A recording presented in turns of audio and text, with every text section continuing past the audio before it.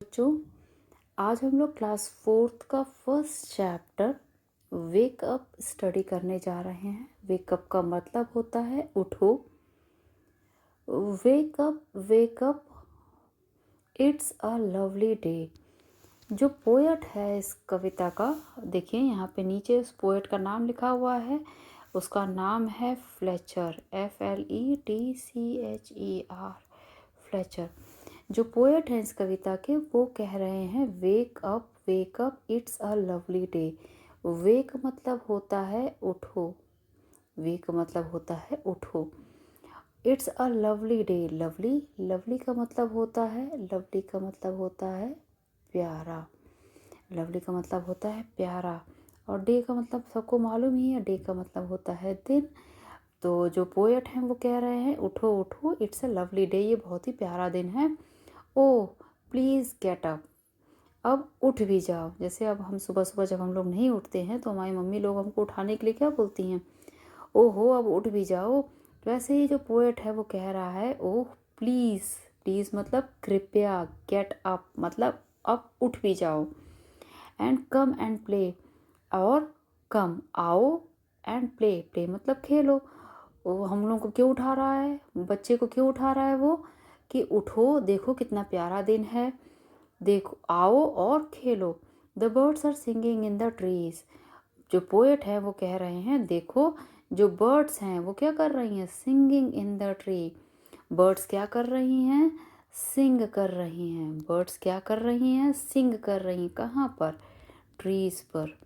Birds क्या कर रही हैं, सिंग कर रही हैं ट्रीज पर।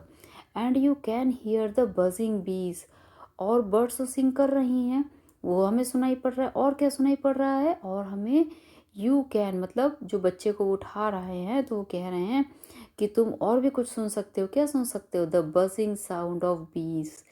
बजिंग बीज, बजिंग, बजिंग, बजिंग मतलब होता है जो भंवरे की जो बज करने की साउंड होती है, जैसे जो गुनगुनाने की आवाज़ होती है भंवरे की, उसको बजिंग बोलते हैं। तो जो पोएट हैं, जो ये फ्लेचर हैं, वो कह रहे हैं देखो भंवरों की गुनगुनाने की आवाज़ आ रही है। वेक अप, उठ जाओ उठ जाओ। इट्स अ लवली डे, बहुत ही प्यारा दिन है। ओ प्लीज़ गेट अप, अब उठ भी जाओ। एंड कम एंड प्ले, आओ और खेलो। It's much too late to lie in bed. अब पोएट ये कह रहे हैं इट्स मच टू लेट, मतलब अब बहुत ज़्यादा लेट हो चुका है।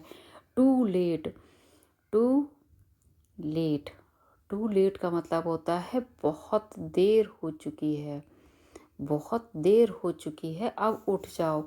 टू लाई, लाई मतलब लेटे रहना।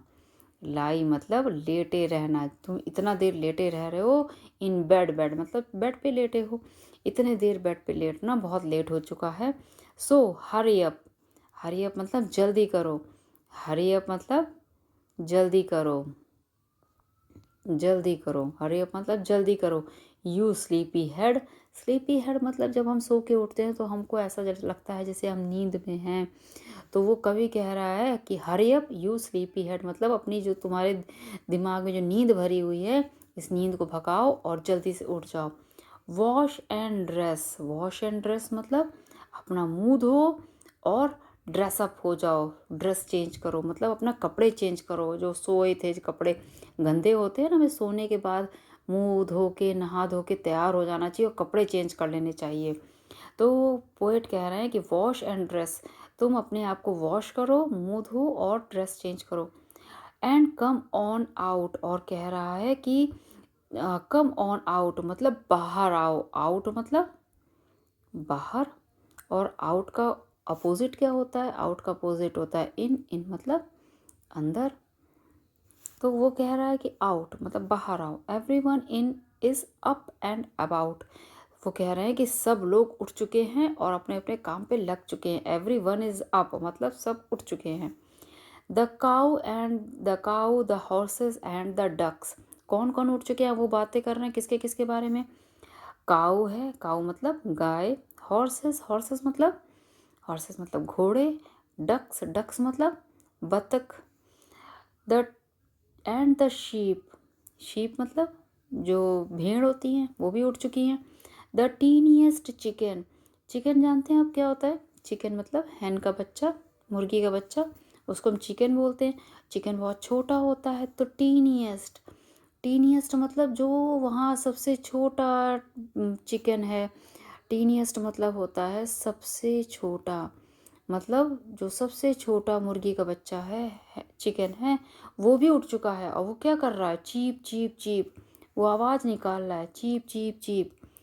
तो इसलिए अब वेकअप, अंत में पोएट कह रहा है वेकअप मतलब अब उठ जाओ।